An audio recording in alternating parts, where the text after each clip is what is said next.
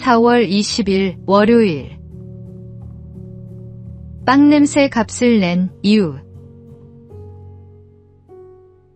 빵집 주인이 갓 구운 빵을 꺼내자 옆집 사람이 고소한 냄새를 맡으며 서 있었습니다. 빵집 주인은 말했습니다. 그동안 우리 집 앞에서 매일 빵 냄새를 맡았으니 그 값 100만 원을 내시오. 결국 재판까지 갔습니다. 재판장은 이웃에게 즉시 100만 원을 배상하라고 명했습니다. 이웃은 황당해하며 돈을 내밀었고 빵집 주인은 한바구음을 지으며 돈을 끌어안았습니다. 그때 재판장이 최후 선고를 내렸습니다. 이웃은 냄새만 맡았을 뿐 빵을 가져간 것이 아니요. 마찬가지로 빵집 주인도 돈을 만지며 기쁨을 누렸으니 이제 돌려주시오. 재판장의 판결이 떨어지는 순간 빵집 주인의 얼굴에서 웃음이 사라졌습니다. 지켜보던 이들이 우레같은 박수를 쳤습니다. 웃음이 나는 이야기이지만 돌아보면 우리도 빵집 주인과 크게 다르지 않을 때가 있습니다. 내 이익을 위해 다른 사람에게 손해를 끼치면서도 그것이 얼마나 염치 없는 일인지 깨닫지 못합니다. 내 유익만 앞세우는 순간 우리는 이미 빵집 주인과 같은 자리에 서 있습니다.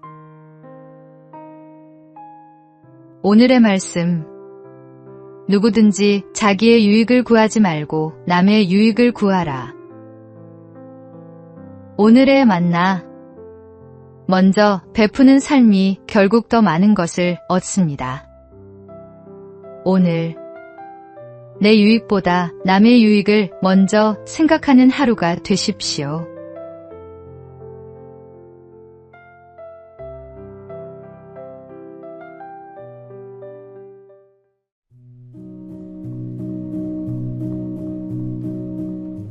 (4월 21일) 화요일. 잘못된 방법. 강아지를 애지중지하는 남자가 있었습니다.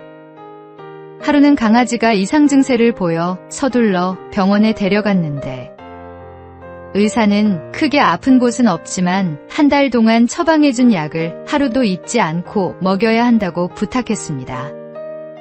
남자는 그날부터 심혈을 기울여 강아지에게 약을 먹였습니다. 강아지가 약을 거부할까봐 간식을 준다고 하면서 무릎 사이에 강아지를 끼운 뒤에 손으로 입을 벌려 약을 먹였는데 강아지의 반항이 어찌나 거센지 날이 갈수록 약을 먹이는 일이 힘들어졌습니다. 그러던 어느 날 강아지에게 약을 먹이려던 남자가 실수로 약을 바닥에 떨어뜨렸는데 갑자기 강아지가 달려와 싹싹 핥아먹었습니다.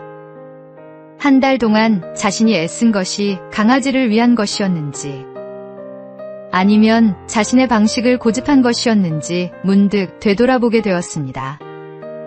강아지가 싫어했던 것은 약이 아니라 약을 먹이는 남자의 방법이었던 것입니다. 잘못된 생각은 잘못된 방법을 부릅니다. 부정적인 마음은 행동으로 나타나기 때문입니다. 옳은 내용만큼 옳은 방법도 중요합니다. 진리의 말씀에 사랑의 배려를 더할 때 하나님의 나라가 확장될 수 있습니다. 오늘의 말씀. 오직 사랑 안에서 참된 것을 하여 범사에 그에게까지 잘할지라. 그는 머리니 곧 그리스도라. 오늘의 만나. 옳은 말도 방식이 잘못되면 상대방의 마음에 닿지 않습니다. 복음을 전하는 열심만큼 상대방이 받을 수 있는 방식으로 다가가고 있는지 돌아보십시오.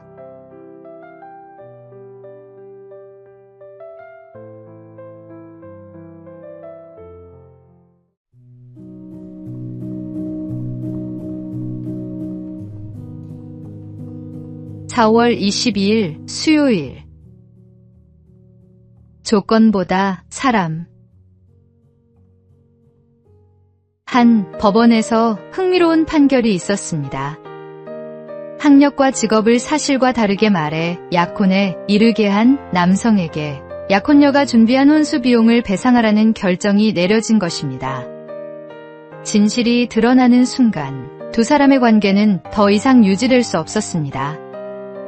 이 사건은 단순한 법적 분쟁을 넘어 오늘날 결혼이 무엇을 기준으로 선택되고 있는지를 돌아보게 합니다. 사랑과 신뢰로 맺어져야 할 관계가 학력과 직업, 외적 조건의 조합처럼 여겨지고 있지는 않습니까? 조건이 앞서게 되면 사람은 존중의 대상이 아니라 평가의 항목이 됩니다. 조건은 언제든 바뀔 수 있습니다. 직업을 잃을 수도 있고 건강이 흔들릴 수도 있습니다. 변하지 않는 사람의 됨됨이가 결국 관계를 지탱하는 힘입니다. 외적 조건으로 시작된 관계는 작은 균열에도 쉽게 흔들립니다. 그러나 신뢰 위에 세워진 관계는 부족함 속에서도 함께 자라갑니다. 결혼은 완성된 사람을 고르는 일이 아니라 함께 성숙해갈 사람을 선택하는 약속입니다. 무엇을 갖추었는가 보다 어떤 사람으로 살아가고 있는가를 먼저 물어야 합니다. 오늘의 말씀. 사랑은 오래 참고 사랑은 온유하며 시기하지 아니하며 사랑은 자랑하지 아니하며 교만하지 아니하며 오늘의 만나. 사람을 볼 때 조건이 아닌 그 사람의 됨됨이를 먼저 바라보는 눈을 키우십시오. 그것이 오래가는 관계의 출발점입니다.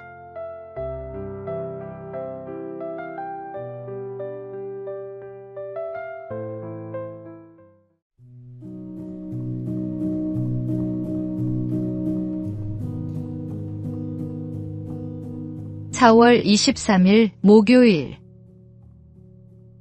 고통을 지나는 법. 미국의 한 지역 방송에서 논란이 된 프로그램이 있었습니다. 말기 환자와 극심한 고통을 겪는 사람들을 인터뷰하며 고통을 끝내는 선택에 대해 다루는 내용이었습니다. 누군가는 인도적인 선택이라 했고 누군가는 선을 넘었다고 했습니다. 그 논쟁 가운데 남은 질문은 이것이었습니다. 고통 앞에서 우리가 가장 먼저 꺼내야 할 해답이 정말 죽음이어야 하는가? 만약 겪는 아픔마다 더는 견딜 필요 없다는 처방이 내려진다면 삶은 얼마나 쉽게 포기되는 것이 될까요? 고통이 깊을수록 빠져나가고 싶은 마음도 커집니다. 그러나 그 자리를 버티며 지나온 사람들은 말합니다. 가장 어두웠던 그 시간이 결국 자신을 가장 단단하게 만들었다고. 고통은 분명 괴롭습니다. 그러나 성경은 고통 너머의 의미가 있다고 말합니다. 우리를 무너뜨리기 위해서가 아니라 붙들고 견디게 하기 위해 허락된 시간이라는 것입니다. 오늘의 기도는 이것이면 충분합니다. 고통을 즉시 없애달라는 기도보다 그 고통을 지나가게 할 인내와 생명을 사랑하는 마음을 달라고 구하는 것입니다. 생명은 버릴 수 있는 선택지가 아니라 끝까지 지켜야 할 선물입니다. 오늘의 말씀. 우리가 사방으로 우겨쌈을 당하여도 쌓이지 아니하며 답답한 일을 당하여도 낙심하지 아니하며 오늘의 만나. 지금 힘들고 아프더라도 포기하지 마십시오. 고통을 이겨내는 힘을 달라고 오늘 하나님께 기도하십시오.